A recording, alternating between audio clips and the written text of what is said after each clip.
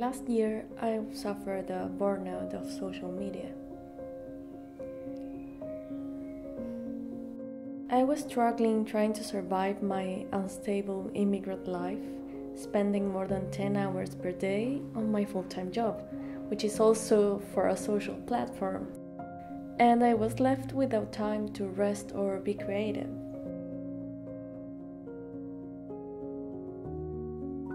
So, even if I enjoyed connecting with people on social media, I couldn't make it a priority and post regularly anymore. I needed to come back to analog relationships with people. Feel the sun in my face, touch real grass and flowers instead of watching nature videos.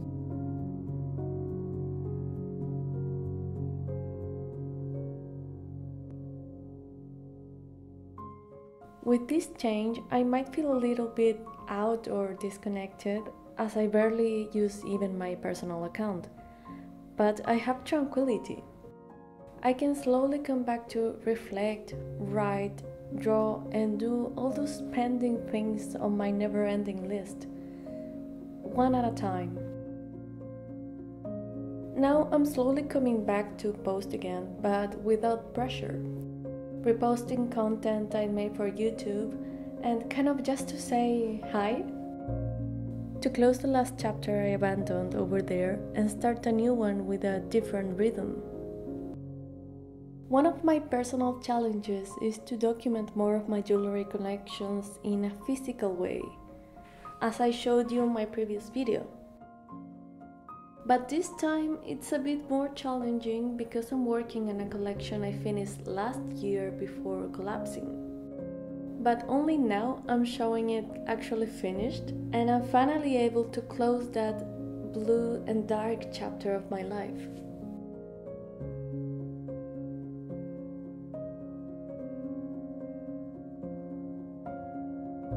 I was really surprised to open my Instagram account and find many old messages of people asking about how I was doing, telling me they missed my content and jewelry, and they hope that I'm doing well in such a far away place from home. These messages were so lovely that I'm glad I came back. They're one of the facts that made me realize that all those years of hard work were not in vain.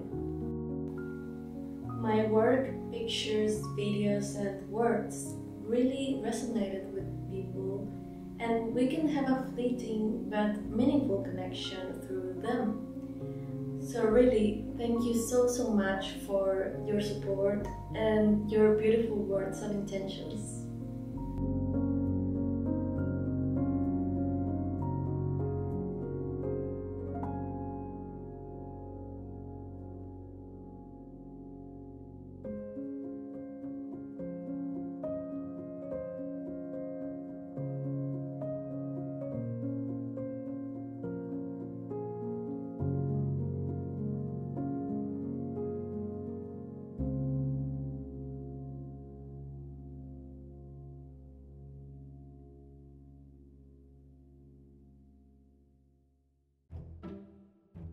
Every jewelry collection I make impacts greatly on my everyday life. As I work with a concept and color palette, I surround myself with it. I completely dive into it and come out with a huge amount of ideas, which are sometimes overwhelming because I want to make them all reality, but there's never enough time. And it could also be frustrating because even if I've been in this craft for about 10 years, there's always a new technique to learn and lots of fails in that process. So I had to take it slow. Working with a huge amount of designs and tiny stones is my own choice. It's what I personally have fun with at the moment. But I need to remind myself not to overwork and not to feel guilty of failing to meet my own set deadlines.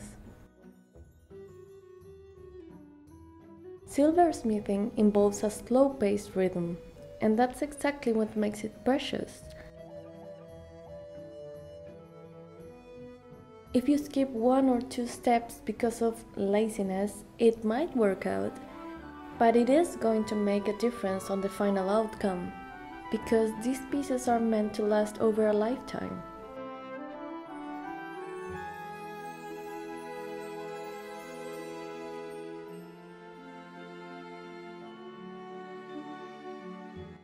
So, if I had to thank this craft, I would say thank you for teaching me about patience, as it's one of the biggest tools and life lessons it has given me. Being resilient to acknowledge my limits, accept them, rest when it's necessary, and keep trying after failing countless times.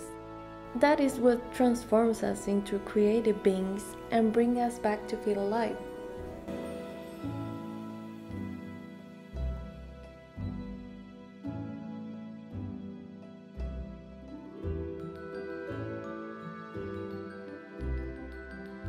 Sending you lots of hacks in case you need them.